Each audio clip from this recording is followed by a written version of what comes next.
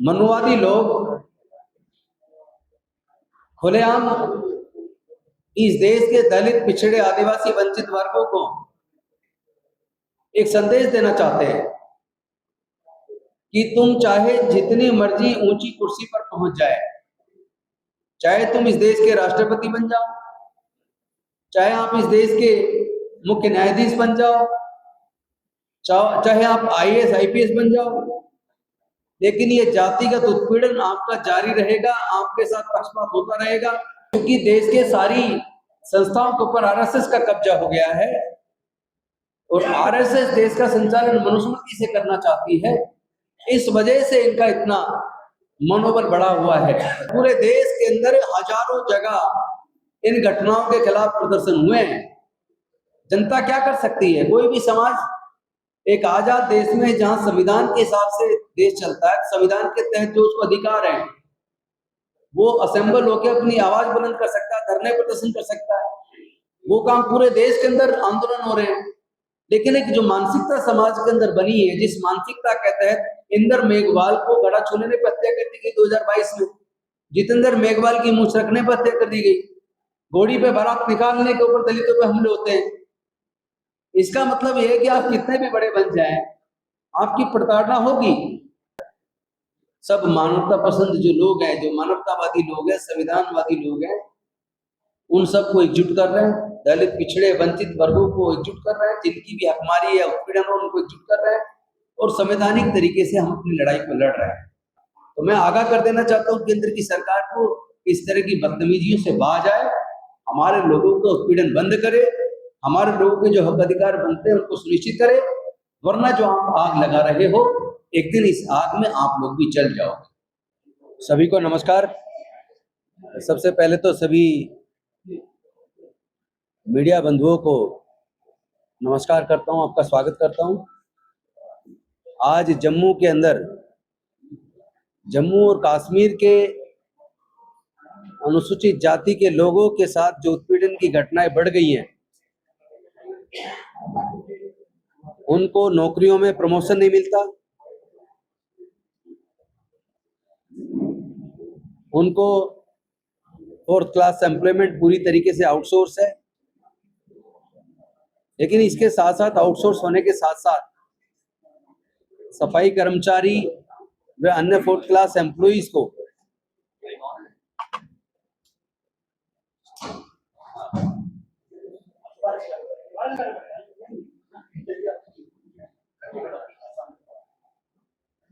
Fourth class employees,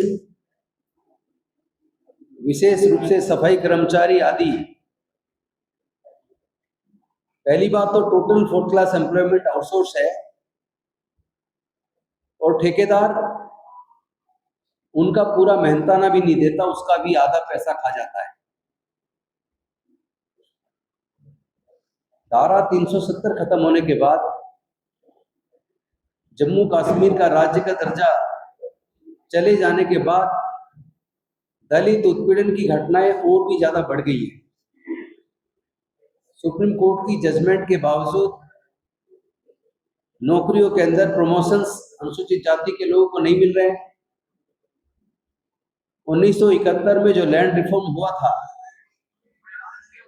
जिसमें खेत के अंदर जो मजदूर खेती का काम करता था, फसल उगाने का काम करता था, 50% का उनको मालिक बनाने का जो सरकार ने उस वक्त निर्णय लिया था, बड़े दुख की बात है कि आज उन दलित वर्गों का बहुत अपमानित किया जा रहा है, प्रताड़ित किया जा रहा है। 71 में लैंड रिफॉर्म जरूर हुआ, लेकिन पेपर पे उनके नाम पे वो जमीन नहीं चढ़ी, लेकिन खेत में वो लोग काम कर रहे थे। अब तो खेत में जाने पर भी उनको मारा पीटा जाता, अपमानित किया जाता है, जातिगत दुर्भावना से प्रताड़ित किया जाता है। और जब वो लोग पुलिस में जाते हैं मुकदमा दर्ज कराने के लिए, तो उनके मुकदमे एट्रोसिटी एक्ट के अंदर दर्ज नहीं किए जाते और उनको उल्टा प्रताड़ित करके थाने से भगा दिया जाता है। दुख की बात यह है कि राज्य का दर्जा जब तक जम्मू कश्मीर को था, जब तक धारा 370 थी, तब तक अनुसूचित जाति जनजाति के लोगों को शिक्षण संस्थानों में, नौकरियों में पर्याप्त रिजर्वेशन के साथ साथ प्रमोशन के मौके थे, और कम से कम दलित उत्पीड़न की घटनाएं जम्मू कश्मीर में नहीं थी जिस तरह बाकी देश के राज्यों में थी। राज्य का दर्जा चले जाने से सारी शक्तियां सरकार की वो एलजी साहब के हाथ में आ गई, और एलजी साहब के हाथ में आने का मतलब है इनडायरेक्ट तरीके से भारतीय जनता पार्टी के हाथ में आ गई। और उसका दुष्परिणाम ये हुआ कि आरएसएस सरकारी संस्थानों में भी जगह जगह काबिज हो गया है। केवल यूनिवर्सिटीज के अंदर नहीं, बल्कि सरकार के अन्य विभागों में भी महत्वपूर्ण स्थानों पर, लगभग सभी जगह पर आरएसएस का कब्जा हो गया है। और आरएसएस की जो मेंटेलिटी है वो देश को मनुस्मृति के हिसाब से चलाने की है। क्योंकि जब भारत आजाद हुआ और डॉक्टर बाबा साहेब अम्बेडकर जी का बनाया संविधान लागू हुआ, उस वक्त केवल आरएसएस और हिंदू महासभा दो ऐसे संगठन थे जिन्होंने डॉक्टर बाबा साहेब अम्बेडकर जी के बनाए संविधान की, इस भारत के संविधान की प्रतियां जलाई थी, बाबा साहेब के पुतले जलाए थे दिल्ली के रामलीला मैदान में। और आरएसएस ने तो आजादी के 52 साल तक अपने कार्यक्रमों में कभी भारत के तिरंगे को नहीं फहराया। उनकी मंशा थी कि भारत में आज आरएसएस के 100 साल पूरे होने पर वो हिंदू राष्ट्र घोषित करेंगे और बाबा साहेब के संविधान को बदलकर मनुस्मृति का शासन वापस लाएंगे। चुनावी प्रक्रिया में सत्ता से दूर रहने के बाद भी, चूंकि जम्मू कश्मीर का राज्य का दर्जा खत्म किया, तो सत्ता में, संसाधनों में, कॉन्स्टिट्यूशनल पोस्ट पर और सरकार के हर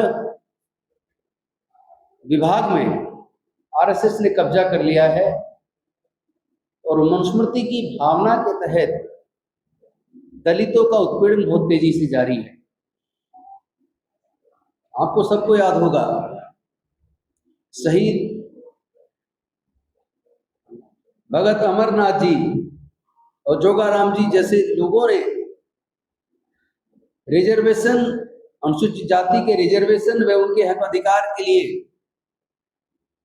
लंबा आंदोलन किया। यहां तक कि शहीद अमरनाथ जी ने तो अपने प्राणों की आहुति दे दी 1970 में। और उनके त्याग और बलिदान की वजह से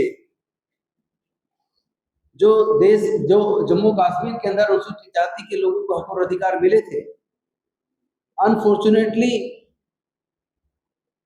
जम्मू कश्मीर का राज्य का दर्जा छिन जाने के बाद से, केंद्र शासित प्रदेश बन जाने के बाद से उनके ऊपर उत्पीड़न भी बढ़ा है। सरकारी नौकरियों में, शिक्षण संस्थानों में जो उनके हक और अधिकार थे वो भी छीन लिए गए। जो स्पेशल कंपोनेंट प्लान फंड में जो बजट आता था, उनके विकास की योजनाएं बनती थी, लोन या दूसरी तरह की आर्थिक मदद उनके विकास के लिए बनती थी, वो भी इस बीजेपी की सरकार ने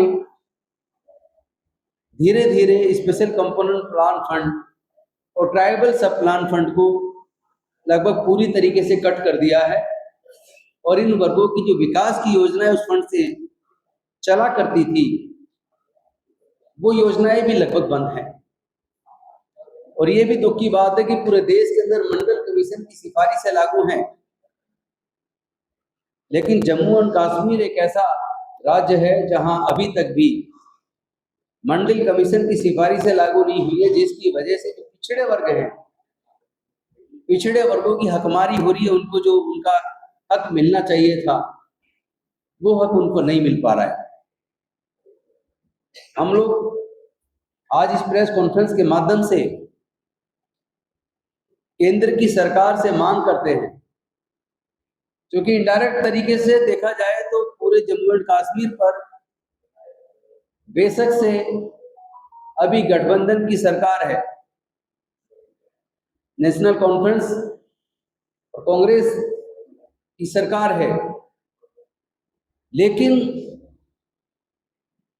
केंद्र शासित प्रदेश होने की वजह से जिस तरह दिल्ली के अंदर अधिकारों को एंजॉय केंद्र की सरकार करती है, उसी प्रकार जम्मू एंड कश्मीर के अंदर भी जनता की चुनी हुई सरकार के पास वो अधिकार नहीं है जो केंद्र ने एलजी के माध्यम से केंद्र में भारतीय जनता पार्टी इस्तेमाल कर रही है। और जहां जहां भारतीय जनता पार्टी के पास अधिकार होते हैं, वहां वहां अनुसूचित जाति, जनजाति, पिछड़े वर्गों के व अल्पसंख्यक समाज का उत्पीड़न होता है, उनकी हकमारी होती है। तो हम सरकार से मांग करते हैं कि प्रमोशन रिजर्वेशन में प्रमोशन अनुसूचित जाति जनजाति का लागू किया जाए, शिक्षण संस्थानों में और तमाम जगह पर उनको मौके दिए जाए। आउटसोर्स के द्वारा ठेकेदारी प्रथा के तहत जो फुल क्लास एम्प्लॉइज का तनख्वाह का पैसा ठेकेदार खा जाता है, वो रुके। कच्चे कर्मचारियों को पक्का किया जाए, कॉन्ट्रेक्चुअल एम्प्लॉइज को पक्का किया जाए, ताकि उनको उनका पूरा हक मिल सके। अनुसूचित जाति के ऊपर होने वाले उत्पीड़न के खिलाफ एट्रोसिटी एक्ट के अंदर मुकदमे दर्ज हों। 1971 में जो लैंड रिफॉर्म हुआ था, उसका पूरी तरीके से क्रियान्वयन हो, पेपर पे उनका नाम आए और उनको जमीन के पोजीशन मिले। और साथ ही साथ जो अधिकार उनके जम्मू कश्मीर का राज्य का दर्जा छीनने से पहले थे, वो अधिकार उनको पुनः सुनिश्चित किए जाए। इससे एक संदेश जाता है, मनुवादी लोग खुलेआम इस देश के दलित, पिछड़े, आदिवासी, वंचित वर्गों को एक संदेश देना चाहते हैं कि तुम चाहे जितनी मर्जी ऊंची कुर्सी पर पहुंच जाए, चाहे तुम इस देश के राष्ट्रपति बन जाओ, चाहे आप इस देश के मुख्य न्यायाधीश बन जाओ, चाहे आप आईएएस आईपीएस बन जाओ, लेकिन ये जातिगत उत्पीड़न आपका जारी रहेगा, आपके साथ पक्षपात होता रहेगा। जैसा आप सबको पता है, जब रामनाथ कोविंद जी देश के राष्ट्रपति थे, तो उनको भी पुष्कर के मंदिर में, राजस्थान के अंदर मंदिर में नहीं जाने दिया, उनको रोका गया। और आज जो अनुसूचित जनजाति की राष्ट्रपति हैं द्रौपदी मुर्मू जी, वो दिल्ली के हौज खास में जगन्नाथ मंदिर में गई, तो उनको भी मंदिर में गर्भगृह तक नहीं जाने दिया। और जब ये मुद्दा बना, तो इस मुद्दे के बनने के बाद वहां जो पुजारी थे, उनका वीडियो वायरल हुआ, जिसमें वो कह रहे हैं कि हमने राष्ट्रपति को नहीं बुलाया, हम अंदर केवल उसको जाने देते हैं जिसको हम वरण करते हैं, यानी जिसको हम बुलाते हैं। यानी कि आप राष्ट्रपति भी बन जाओ तो भी आपके साथ जातिगत उत्पीड़न होगा। आप चीफ जस्टिस ऑफ इंडिया बन जाएंगे तो भी वो आपके ऊपर जूता फेंक सकते हैं। तो ये हिम्मत उनमें आती कहां से है? ये हिम्मत उनमें, चूंकि देश के सारी संस्थाओं के ऊपर आरएसएस का कब्जा हो गया है, और आरएसएस देश का संचालन मनुस्मृति से करना चाहती है, इस वजह से इनका इतना मनोबल बढ़ा हुआ है। और इसमें additional director general of police Y Puran Kumar, जो लगभग 7-8 साल से लगातार प्रताड़ना झेल रहे थे, उसके खिलाफ कार्रवाई के लिए लगातार उच्च अधिकारियों को लिख रहे थे। Shatrujeet Kapoor, director general of police Haryana, और रोहतक के एसपी ब्रजानिया जी, इन लोगों के खिलाफ खुलेआम वाई पूरन कुमार जी ने विद प्रूफ एलिगेशन लगाए। लेकिन जब एक आईपीएस को भी न्याय नहीं मिला, और उनको ज्यादा पीड़ा इस बात की थी कि उनकी खुद की पत्नी उन्हीं के 2001 बैच की आईएएस ऑफिसर, उनका सगा साला पंजाब के अंदर एमएलए, और साले की वाइफ भी आईपीएस ऑफिसर दिल्ली के national commission for scheduled caste के अंदर आईजी की पोस्ट पर। एक इतने मजबूत परिवार से होने के बावजूद, और वो स्वयं, सबसे बड़े ताज्जुब की बात है, उनके ऊपर झूठे भ्रष्टाचार का आरोप लगा के मुकदमा दर्ज कर दिया। एक ऐसे व्यक्ति के ऊपर जिसने इंजीनियरिंग करने के बाद आईआईएम अहमदाबाद से एमबीए किया और 25 साल पहले सत्यम के अंदर वो 2.5 लाख रुपए महीने की तनख्वाह की नौकरी छोड़कर आईपीएस इसलिए ज्वाइन किया, जबकि आईएएस में सिलेक्शन हुआ। आईपीएस इसलिए ज्वाइन किया ताकि मैं 2.5 लाख की तनख्वाह छोड़ के 25,000 की तनख्वाह की आईपीएस की नौकरी 2001 में ज्वाइन, ये सोच के की कि मैं अपने समाज की सेवा करूंगा। तो अगर पैसे का लालच होता तो व्यक्ति 25 साल पहले जिसकी 2.5 लाख रुपए महीना सैलरी थी, आज वो सैलरी कम से कम 10 लाख होती, 10 लाख से भी ज्यादा होती महीने की। मेरा सवाल है कि आपकी जनसंख्या जो है 4 से भी ज्यादा है, उसके बावजूद भी आपके साथ इतना भेदभाव हो रहा है, तो आपका समाज जो है वो इसका विरोध क्यों नहीं कर रहा है? क्योंकि ऐसा नहीं है कि विरोध नहीं कर रहा है, पूरे देश के अंदर हजारों जगह इन घटनाओं के खिलाफ प्रदर्शन हुए हैं। जनता क्या कर सकती है? कोई भी समाज एक आजाद देश में जहां संविधान के हिसाब से देश चलता है, संविधान के तहत जो उसको अधिकार है, वो असेंबल होकर अपनी आवाज बुलंद कर सकता है, धरने प्रदर्शन कर सकता है। वो काम पूरे देश के अंदर आंदोलन हो रहे हैं। लेकिन एक जो मानसिकता समाज के अंदर बनी है, जिस मानसिकता के तहत इंदर मेघवाल को गला छूने पर हत्या कर दी गई 2022 में, जितेंद्र मेघवाल की मूछ रखने पर हत्या कर दी गई, घोड़ी पे बारात निकालने के ऊपर दलितों पे हमले होते हैं। इसका मतलब यह है कि आप कितने भी बड़े बन जाएं, आपकी प्रताड़ना होगी। और ये प्रताड़ना, दलितों की प्रताड़ना से केवल नुकसान दलितों को नहीं है, मैं आपके प्रेस कॉन्फ्रेंस के माध्यम से बता दूं, ये पूरे देश के लिए बहुत खतरे की घंटी है। इससे देश बढ़ जाएगा। ये नफरत जितनी आप बढ़ाओगे, एससी एसटी दोनों की जनसंख्या, अब जब नई जो सर्वे होगा, सेंसस होगा, तो आपको पता चलेगा दोनों की मिला के जनसंख्या कम से कम 29% निकलेगी। और उसमें अगर ओबीसी भी को भी जोड़ लिया जाए तो 88% के आसपास लोग अनुसूचित जाति, जनजाति और अति पिछड़े वर्ग और पिछड़े वर्ग के मिलेंगे। मैं वही बता रहा हूं ना, सत्ता का दुरुपयोग भारतीय जनता पार्टी की सरकार खुले तौर पे कर रही है। जहां जहां उनकी सरकारें हैं, वहां वहां दलितों के ऊपर उत्पीड़न बहुत ज्यादा बढ़ गया है। पूरे देश के 72% अनुसूचित जाति के ऊपर उत्पीड़न के केस 5 बीजेपी शासित राज्यों में हैं, जिसमें उत्तर प्रदेश, राजस्थान, मध्य प्रदेश, महाराष्ट्र, बिहार, केवल इन 5 राज्यों के अंदर दलित उत्पीड़न के 72% केस हैं। अकेले उत्तर प्रदेश के अंदर टोटल पूरे इंडिया के दलित उत्पीड़न के केस का 26.2% केस हैं। और ये डाटा जो मैं आपको बता रहा हूं, ये डाटा मेरा अपना नहीं है, ये national crime record bureau NCRB का डाटा है, भारत सरकार का दिया हुआ डाटा है।